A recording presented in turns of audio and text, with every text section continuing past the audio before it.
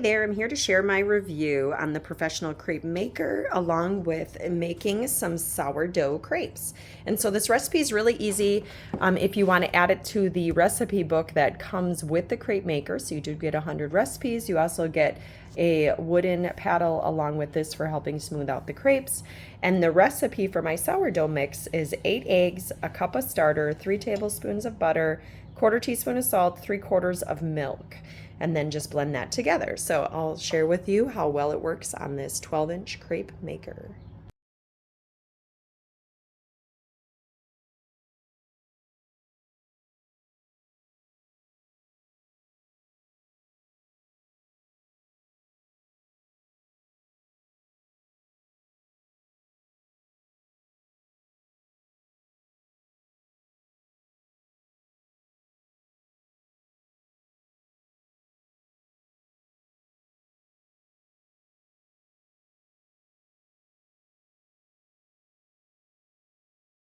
All in all, the crepe maker worked really well. It did take about 3 minutes to cook a big 12-inch crepe, even though that crepe is not that big.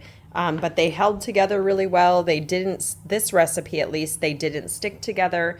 You just have to be patient if you really want that browned effect on the crepes.